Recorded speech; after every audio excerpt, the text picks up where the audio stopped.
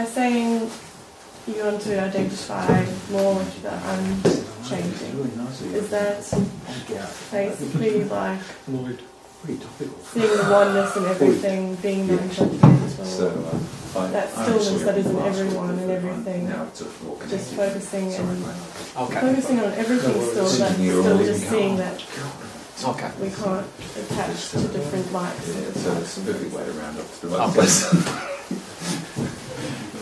Okay, let's go back to the wave ocean then. Wave ocean H2O. Focusing on anything is vikara. How's that? Because whatever you focus on is in itself changing. So whether you focus on oneness or non-changing or changing, that's still what? Known to you. See, so if I focus on the non-changing, even that is what? I'm trying to what? Focus on something. And to whom is that focus known? To you. Okay, so... I think the word focus is a little... No, it's perfect. No, it's perfect. I find identifying with it makes it more the connection, more real in that sense. Identifying with the changing or identifying with the unchanging is where the connection actually comes in. Whereas focusing means like you just get the attention on it. Really. Okay, let me put it this way. Whatever movement, Kelsey, is noticed, whatever movement occurs, it is what? It's Ishvara with vikaras, its modifications. But what is both the Ishvara and those vikaras of, including you? H2O. So it doesn't matter what you're focusing on. It's just an understanding. That even if I focus on oneness or two-ness or plurality or duality or Advaita or non-Advaita, it's still what? It's still a vikara which I'm focusing on. And that vikara is also the essence of that vikara is H2O. And the truth of and that's my truth, but it's also the truth of those vikaras. Yeah, so you're trying to just see the positivity in a way, just see... But see, okay. Like, But see the beauty in the ugliness. No, but see, because that's still vikara, that still belongs to Ishvara. So it doesn't matter if I'm looking at a very ugly section of the ocean or a very pleasing section of the ocean. What's the essence of both of those sections? Water. Yeah.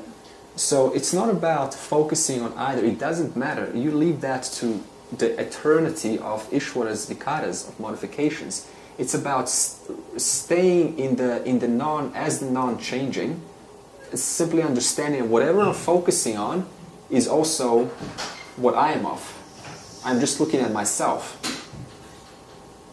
So you're saying it doesn't matter if it's beautiful or ugly. That's all part of the mind. Because see, your tendency is to think what's beautiful. My tendency says it's ugly. What I think is ugly, you think is beautiful. So, but what's the commonality? It's changing. Not everyone agrees, because here's the thing. If I think that's beautiful, you may think that's ugly. But that's what I'm saying, is you're trying to not have judgments, basically. So you're trying to see everything as one. Okay. But if you don't have judgments, then you're not free. Because, see, consciousness pervades everything. And let's say a wise person says, I'm not allowed to swear. Is that a limited person or an unlimited person? Limited. That's a limited person. Yeah. Because here they are claiming I am one, I'm all, but I want to be, I don't want to swear. I'm not allowed to swear. What does that say about that person? They're limited.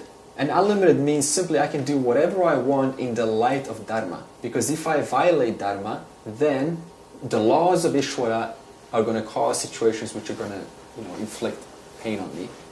So it simply means that, in your question, that you're not trying to look at anything in particular, because everything is H2O. You see? Let's say a tsunami wave, a very high wave, right? and then a very small wave. But those waves are both what? Of Ishvara, all knowledge and all power, and this, which are what? Vikaras, the same vikara of the observer of those beautiful and ugly waves. And what's the truth of those beautiful ugly waves and the truth of this observer? Stillness. Water. Wow. Yeah. Consciousness. But I think this is what I'm asking. Mm-hmm. I understand what Yeah. this question. I think you're probably bringing back some of your concepts from other things that you've studied before or looked at before, and you're trying to bring them into this. No, I think she's basically, fine. I I'm mean, following her. What I'm asking is, it asks you to focus or identify with the unchanging. Yeah. But to me, I'm visualizing that the unchanging is very hard to grasp because it's just a stillness, basically. It's the awareness. Yeah. And Yeah, so- that's right. You can't grasp it. Yeah, so You can only know it and then let it go. what I'm thinking then is the only way to identify it is to not focus on anything, but just know that there is a similarity between everything that connects us all. Yeah, and then let that go. Why have to let that go? No, because see, if I'm trying to hold on that I'm the self, I'm existence, why would a wave try to hold on what it already is? Why would a wave try to hold on to the knowledge that it's the water if it already is the water? So it's just a matter of understanding it and then letting go of the understanding, and then continuing life as normal. But accepting that's there, that's the permanent. It just is. So Yeah. you don't need to hold it. And there's nothing I can do to grasp it because I already am that. I cannot grasp myself. Because how can you grasp... Okay, I'm going to ask you a question. Do you exist? Can you grasp your existence right now? Okay. Are you aware? Mm-hmm. Can you grasp your awareness? Yes. Are you aware of that? Trying to grasp your awareness? So you cannot touch your awareness. You cannot touch yourself. Because no matter what you do, no matter what you focus on, you're always aware of that focus. Whether it's the ugly or whether it's the beautiful. But even if you try to put awareness on your awareness, try to do that. Try to become aware of your awareness. Okay? Did you do that? How is that possible? Because you were aware of that. Okay, remember when we did this? I'm going to show you another example. Very important point. Sakshi, okay. I know this object. Does anyone know this object? Yeah, I know this object. So I know that belongs in these brackets. See that? So that I know this object. Now, that I which knows about this object, behind it was an ungraspable principle which says, I know that I know this object. This is where you cannot grasp. You can't grasp this because you can say, oh, there is me who knows about this. But there's something behind that which knows of me saying there is me who knows about this. Okay, so in other words, I'm going to ask you again. Are you aware of yourself? Okay, how do you know that? Because there was that. I know that I am aware of myself. And you cannot grasp this I know that. You can only understand that it's always present, and that is what we say H2O, which pervades both Ishvara and the one who's trying to figure it out. You said something on Sunday which resonated with me, and that was when we were talking about the thinker of the thoughts and the feeler of the emotions, but we're actually the observer of the thinker of the thoughts and the observer of the feeler of the emotions. So it's one step back. Yeah. Again. Okay, I see you're very close. I see the point of where your mind is. Put it into another way, what Ramana said. Ramana used to say the I.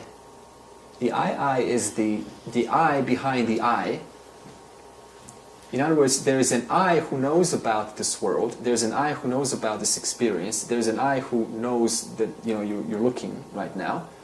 But there is an I before that I who's aware of this I who knows that you're looking at this I. So the I is aware of the I who's aware of the like object. when you have two mirrors and you're looking into the mirror, it just keeps going back. So that's... You can keep getting the eye behind the eye behind the... So eventually you've got to become the observer, which is the...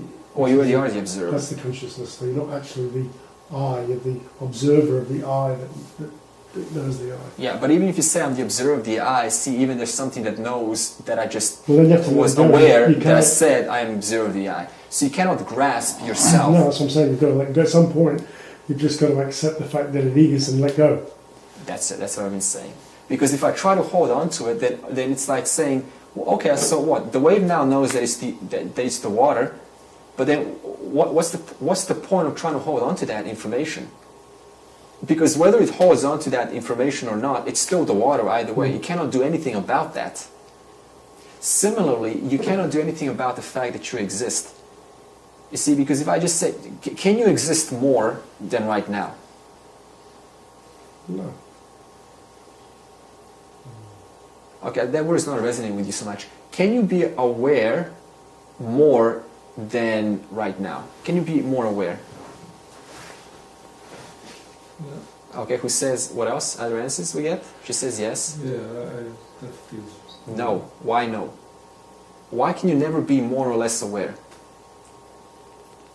Because awareness is unchanging. Awareness is... Because this awareness, I know that I am more aware. I know that I am less aware. I know that I am not aware at all. I know that I have total awareness.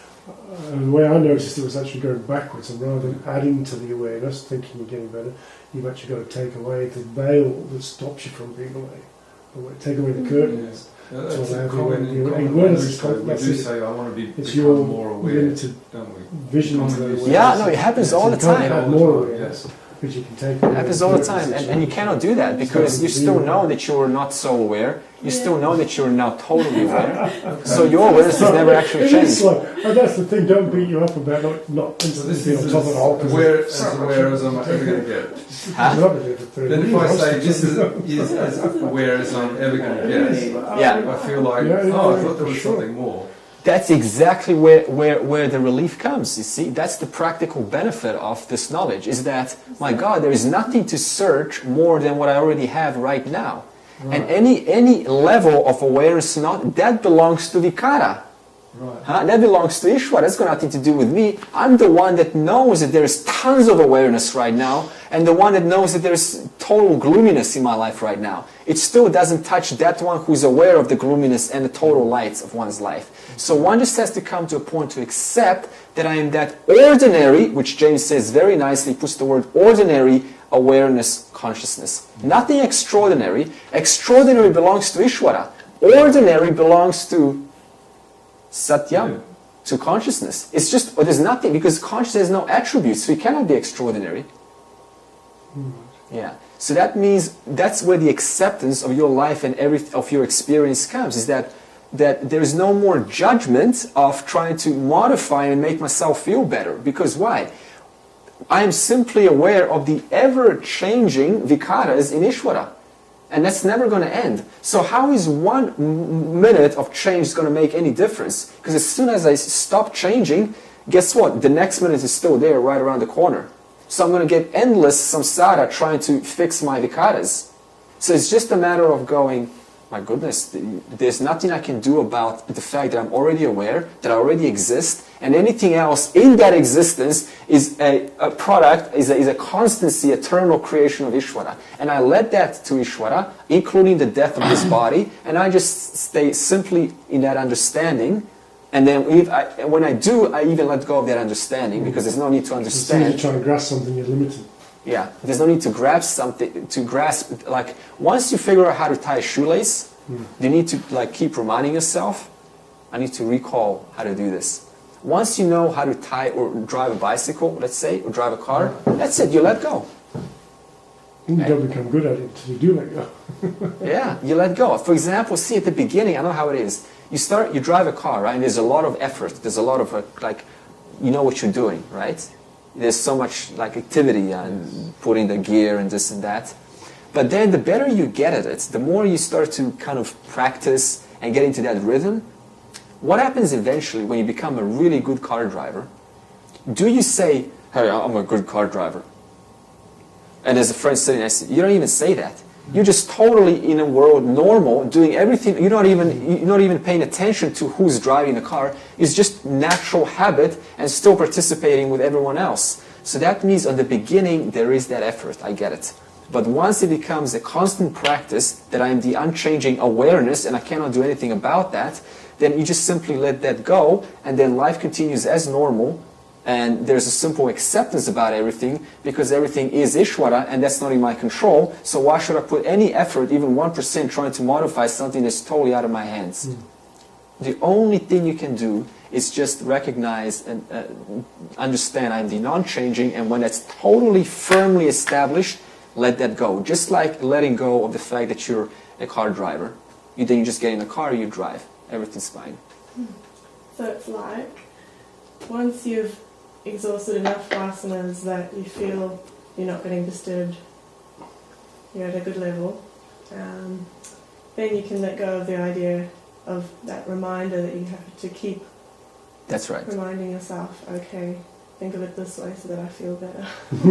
Yeah, that's right. Feel more natural about it. Yeah. At the beginning you can affirm. There's a beautiful affirmation. We say, I'm already whole and complete. Whenever a desire arises to, or a thought that I am small and inadequate, a simple affirmation is, I'm already whole and complete. In reality, I'm whole and complete. I may feel small right now, but in reality, I'm whole and complete.